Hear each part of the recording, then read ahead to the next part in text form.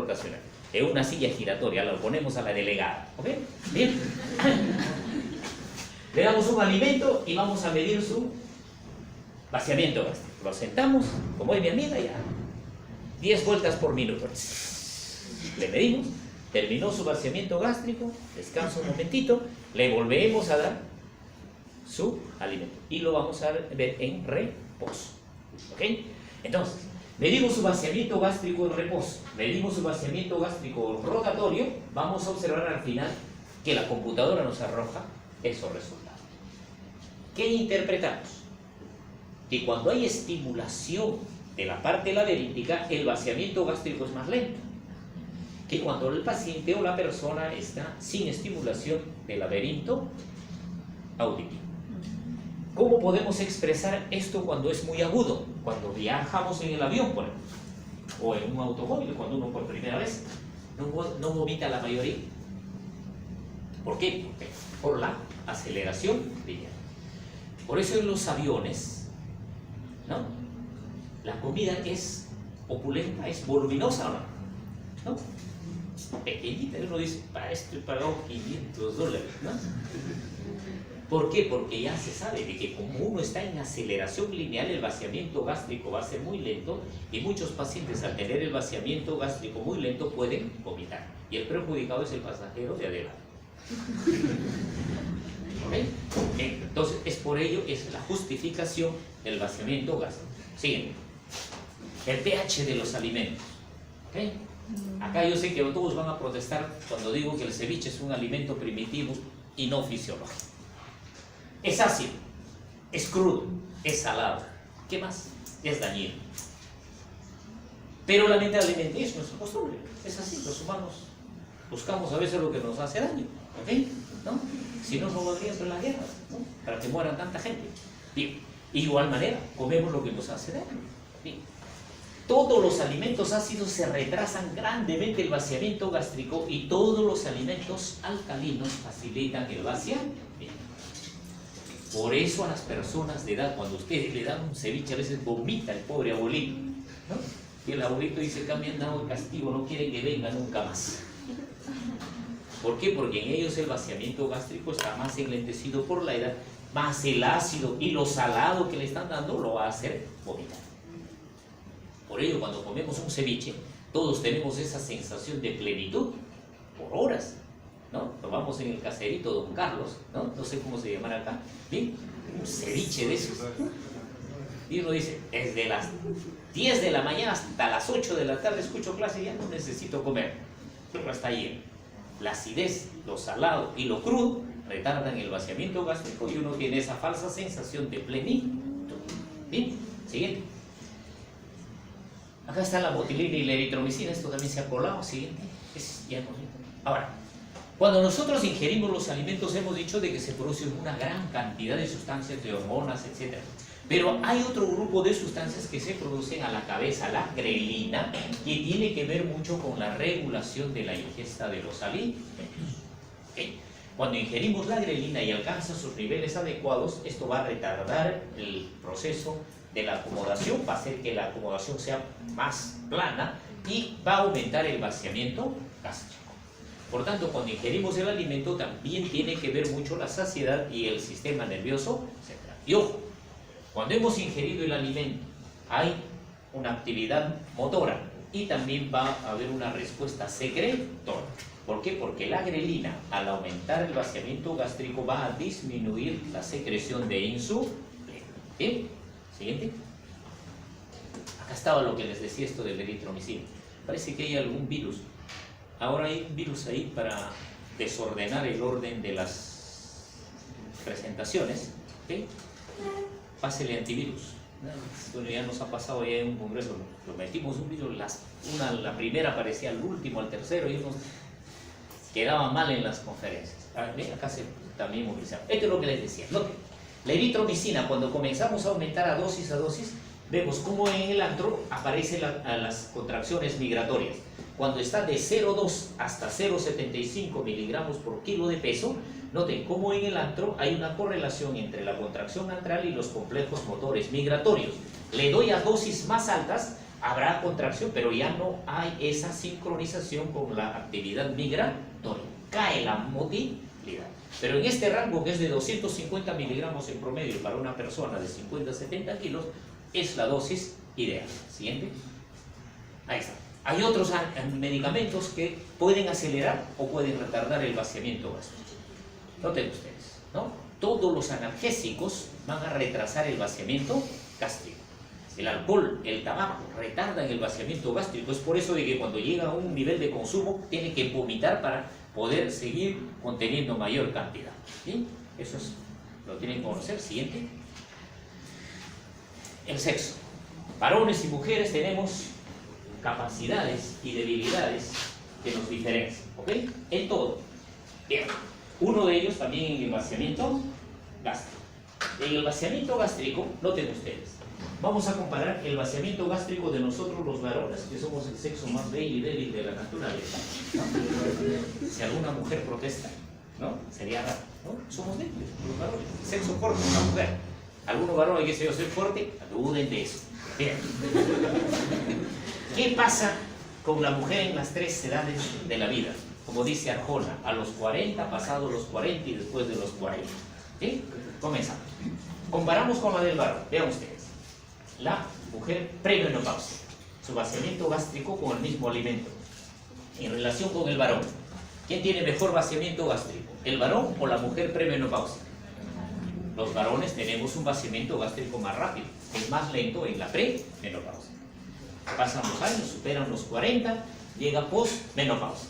Posmenopáusica, vean, su curva de vaciamiento se desplazó acá. De pre a posmenopáusica. ¿Mejoró o se retrasó el vaciamiento gástrico? Mejoró. Entonces una mujer después de los 40 mejora su vaciamiento gástrico, mejora su consumo de dieta, por eso no inviten al restaurante a mujer más de 40 años.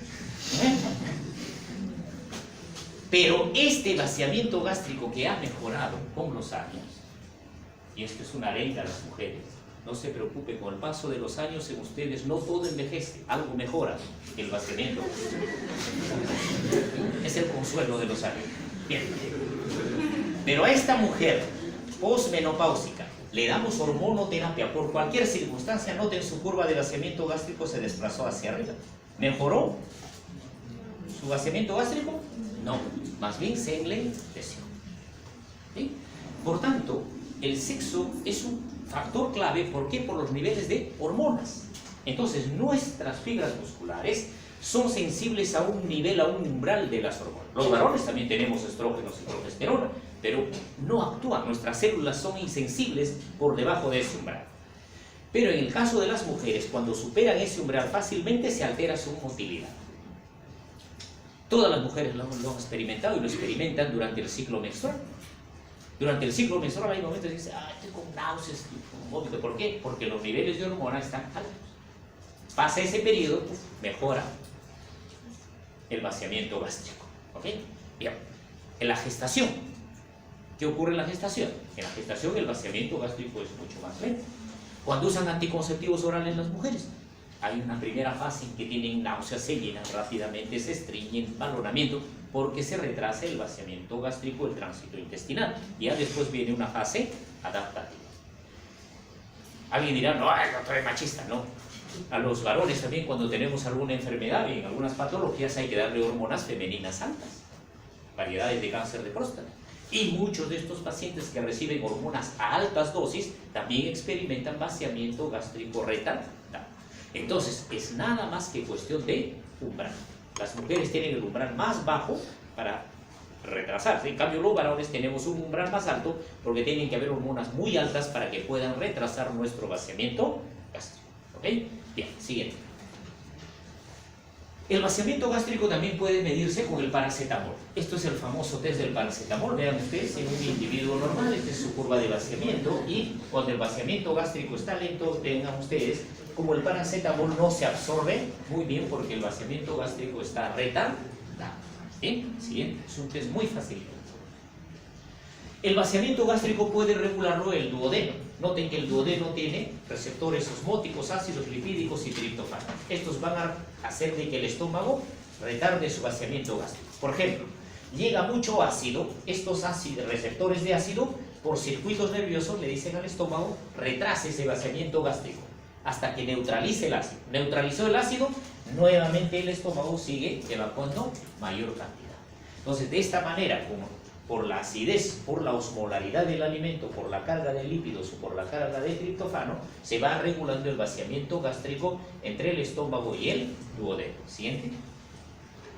Entonces, cuando al estómago llega el ácido, al duodeno pasa grasa, proteínas, la osmolaridad alta y la distensión, esto hace que se libere la secretina, colecistoquinina y el GIP, que los tres retardan el vaciamiento gástrico.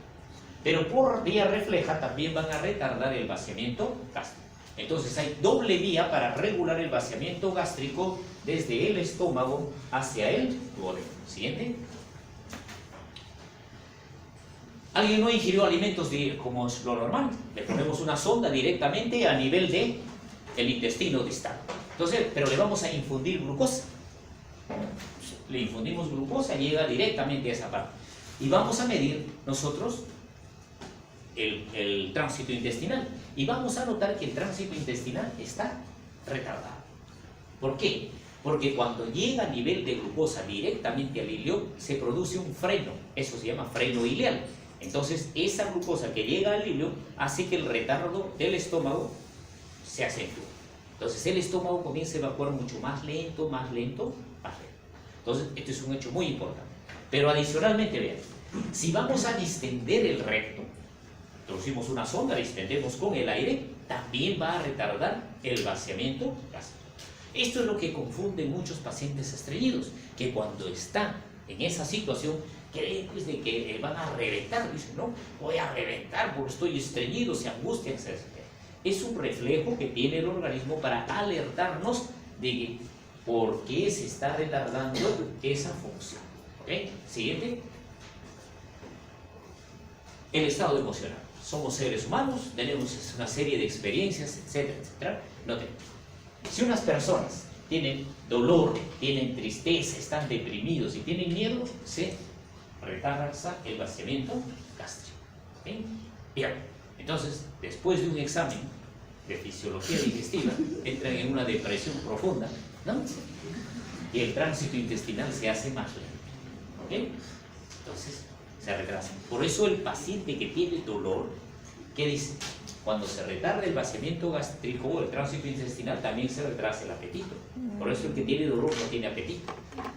Pero aquellos que tienen agresión, que tienen cólera, ¿cómo se incrementa su motilidad? Grandemente. Ustedes han visto a alguien, tiene un conflicto con alguien, está discutiendo y de un momento a otro desaparece. ¿Y qué pasó? Aceleró su vaciamiento gástrico. ¿Y dónde está el baño más próximo? ¿Okay? Y eso ocurre a veces a las camitas, ¿no? En un restaurante te invitan, ven, ya pidió tanto, comienza a tener cólera, discúlpame. Siguiente. Y ahí vemos qué importante es el nervio para que haya una función. Noten ustedes, se ingiere un alimento, hay un patrón de contracción, ¿ok? Pero ¿qué ocurre? Acá vamos a bloquear al vago de forma bilateral. Noten, ¿qué ocurre cuando se bloquea el vago? No hay contracciones. Entonces, la inervación es también fundamental para la motilidad. Siguiente. Las hormonas que se van produciendo, ahí tenemos todas las hormonas con sus diferentes funciones, ya lo hemos comentado. Siguiente.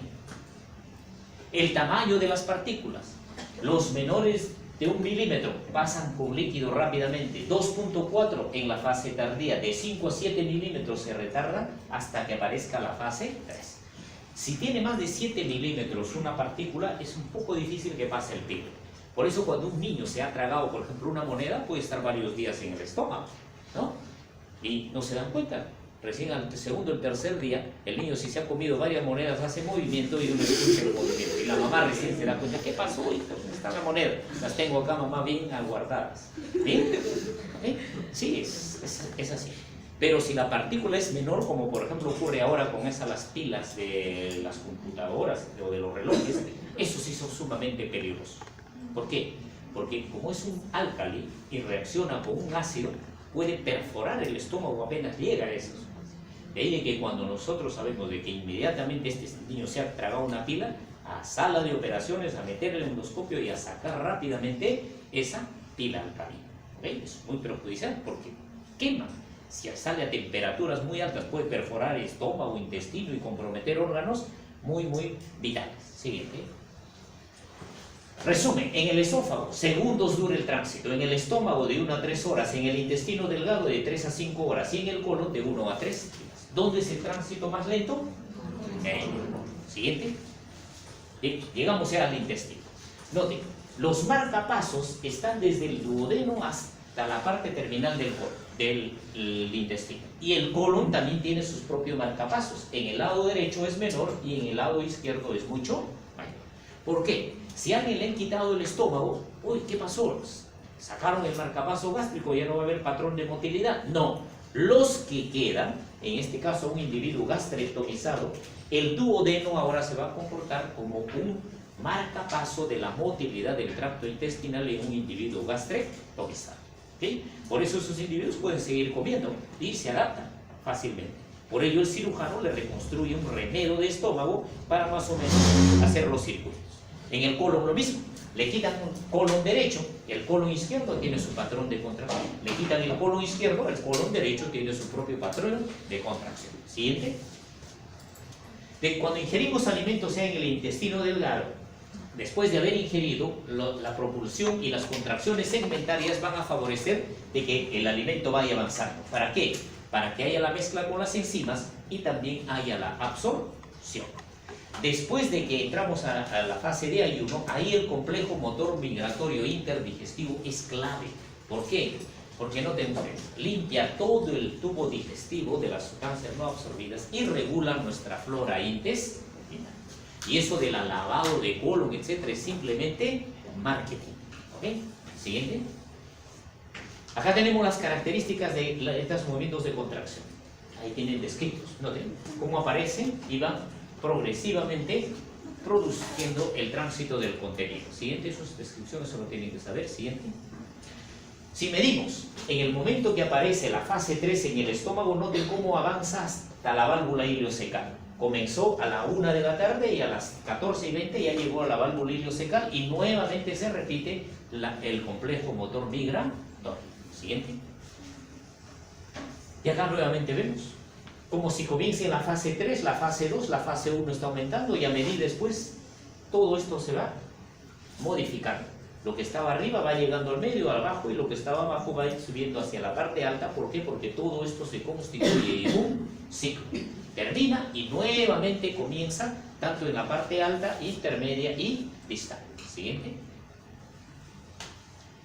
Cada vez que aparece la fase 3, noten ustedes cómo se modifican las secreciones. Aparece fase 3, aumenta la secreción gástrica, la secreción biliar y ahí también se incrementa la secreción pancreática. Por ello, si hay una inhibición de la motilidad, también se inhibe estos tipos de secreciones. Siguiente.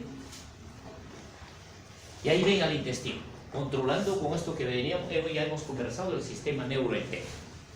Un sincronismo perfecto. Los músculos en la parte oral y en la parte distal. Acá tenemos los neurotransmisores que van a relajar el músculo circular y allá tenemos todos los neurotransmisores que van a favorecer la contracción. Y este movimiento pues es infinito, es un músculo que no se relaja. ¿Qué sucede si corto en este segmento y lo invierto? La contracción ya no va a ser en esta línea, sino la contracción va a ser en la otra línea. Porque siempre se conserva el patrón de la parte proximal hacia la parte distal. ¿Sí? El doctor Gallardo, no sé si habrá considerado ahora en el conejo, se corta un segmento, ustedes lo invierten y sigue conservando su mismo nivel de contracción. Siguiente. Estas son las características del movimiento propulsivo. Siguiente. ¿Sí? La serotonina, que es un factor muy importante, ya hemos dicho, también regula la motilidad. Siguiente. Y el colon. En el colon ya no hay complejo motor migratorio. En el colon hay contracciones básicas individuales organizadas y contracciones propulsivas especiales. Noten, las contracciones individuales, cada austra del colon se contrae como mejor le convenga. se contraen independientemente cada austro. Eso se llama contracciones fásicas individuales. Pueden ser de breve duración o de duración prolongada. Cuando se unen 3 o más austras se llaman contracciones organizadas. Y estos pueden ser migratorios o no migratorios. Entonces, el contenido de las heces avanza hacia la parte distal o de la parte distal retrocede hacia la parte proximal o se detiene en el mismo lugar para favorecer la absorción de agua y electrolitos a nivel colon. Y luego hay las contracciones propulsivas especiales que se llaman contracciones migratorias gigantes, siguiente, porque si ingerimos un desayuno, el almuerzo o la cena, esto páselo después, lo vemos, siguiente, noten ustedes, estas contracciones van a llevar las heces desde el ciego hasta el sigmoides. Por eso, si alguien no desayuna, no almuerza, no cena, las heces no van de acá del lado derecho hasta el sigmoides. Y muchos pacientes estreñidos que dicen, no como, porque si como me voy a llenar y mi intestino va a reventar. Por el contrario, el primer estímulo a un paciente estreñido es desayunar, almorzar y cenar. ¿Ok? Porque eso va a favorecer estas contracciones migratorias gigantes. Por cada ingesta de alimento hay de 1 a 3 contracciones. Imagínense la desventaja que están estas personas. Si no desayunaron, perdieron 3 contracciones migratorias gigantes. Siguiente. La cantidad de kilocalorías que nosotros ingerimos va a favorecer la motilidad. Pero ¿qué sucede si el alimento nosotros le damos con un relajante muscular? Noten cómo va a estar ahora la actividad colónica. Por eso todos los medicamentos que van con algún relajante de la musculatura, en este caso el clínico, ¿no?, vemos de que se hace mucho más lento y tiende a producir el estreñimiento. Todos los relajantes musculares. Siguiente. Ahí vemos cómo la ingesta de los alimentos aumenta la motilidad y cuando estamos en ayunas disminuye. Estamos despiertos, estamos en alerta, también es otro factor importante. Por eso las horas, sueño, vigilia son fundamentales para la motilidad colónica. Siguiente. Todo ha ido al sigmoides. El sigmoides tiene que tolerar entre 1 a 3 días normalmente la cantidad de heces que le llegue. Entonces, en esta última fase, vean, evacuamos y el recto está libre de heces, no hay nada, ni un microgramo. Comienzan a llegar las heces, llegan 5, 10, 15 gramos. En este primer momento el recto, que es bastante corto el espacio, tiene una capacidad de distensión, eso se llama el coupling rectal o la distensión rectal. 10 gramos ya no puede más el recto. Entonces terminó el primer mecanismo de continencia. Pero siguen llegando más heces. Cuando siguen llegando más heces, entonces ahora estos esfínteres se van a controlar, se van a encargar de controlar de que el colon siga almacenando. Entonces vemos que el recto, más heces, más heces, más heces, más heces, aumenta la presión. Para mantener a esas heces dentro del recto, el esfínter anal interno se va relajando, se va relajando, se va relajando, se relaja hasta un umbral y de ahí ya no puede más. Para reforzar este relajamiento, el esfínter anal externo se contrae, se contrae, se contrae. Relajación y esta contracción permiten mantener un volumen determinado. ¿Cuánto ya tendrá el recto? Entre 50 y 60 gramos. Pero sigue llegando más heces. Siguiente, por favor. Acabemos lo mismo, ¿eh? Como las presiones van aumentando dentro del recto, el esfínter anal interno se relaja y el externo va aumentando su contracción. Siguiente. Se llenó todo el recto ahora. Todo el recto está llenecito. Entonces, en esta fase actúa el efecto Flügel. El piso pélvico que está entre el canal anal y el recto, esto hace una suerte de un esfínter. Entonces cierra. Entonces el recto, a pesar de estar totalmente lleno, no va a evacuar. ¿Por qué? Porque todavía está funcionando el mecanismo de la continencia. Sigue llegando más heces. Siguiente. Viene el efecto Flügel. Como ya el recto está totalmente lleno, el sigmoides se comienza a llenar, llenar, llenar, se llena, se llena, se llena, se llena el sigmoides. 200 gramos de heces fisiológicamente. El sigmoides, como está libre, cae y forma este ángulo con el recto. Y ese ángulo evita de que pasen más heces del sigmoides al recto, para no estimular la defecación. Cuando ya el sigmoides se va llenando, llena, se llena, se llena, se llena, llegan 195 gramos, ya está llegando a los 200, el sigmoides le va a avisar al cerebro. Le dice, cerebro, soy sigmoides y hay 195 gramos. ¿Qué hago? Ya son 3 días que no se ocupa. Entonces el cerebro interpreta eso y le dice, sigmoides, espérate, espérate. Le dice, 5 minutitos dame hasta que termine la clase. ¿Qué ocurre en esos 5 minutos? Siguiente. Inmediatamente aparece este músculo, el último salvavidas, el músculo cubo rectal. Entonces el cubo rectal no es un músculo potente, cierre, pero además de que es muy potente, se va a fatigar rápidamente, por eso el tiempo corto. Cuando se contrae este cubo rectal, forma un ángulo entre el ano y el recto de 90 grados, y en 90 grados no pasan las heces al exterior ni por más tarjeta de ministro que tengas. ¿Okay? Pero estos son los últimos momentos de la continencia. Cuando está en estas circunstancias, se contrae, se fatiga el cubo rectal, ahí sí el cubo rectal se amarga. Cerebro, soy el cubo rectal, soy el último mecanismo de defensa, después de mí no hay nadie. ¿Sí? Lo siento, estás advertido. Guerra avisada, no mata gente. Siguiente. Ya, siguiente. Entonces el centro de la defecación que está en el cerebro ya no le queda más. Dice, uy, es el último, ¿no? Ya me avisó ya el cubo rectal. Entonces va decidiendo ya la defecación. Entonces aparece el deseo inminente de defecación, donde ya uno no puede ni por más de que cambie. ¿Okay? Ahí el cubo rectal le está diciendo al cerebro, cerebro, tienes 30 segundos. Como la canción. Donde esté, con quien esté y como esté, me relajo en 30 segundos. Y en 30 segundos el centro de la defecación va, en los seres humanos, inmediatamente a buscar un lugar que ya todos conocemos. En casa a veces es el más pequeño, es el más oscuro, ¿no? Con placas contra los ruidos para que no se escuche afuera, ¿ok? Con todos los desodorantes que hay y habidos en el mercado. ¿Okay? ¿Qué es lo que buscamos cuando ya el centro de la defecación está vertido por el músculo cubo rectal? Buscamos la posición de defecación.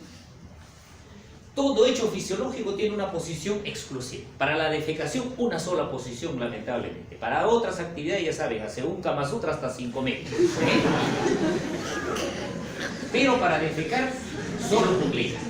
Cuando adoptamos la posición de cuclillas, ¿qué ocurre? Se relaja el cubo rectal, se relaja el anal interno, se relaja el anal externo, se modifica el ángulo anorrectal, hay apertura del canal anal.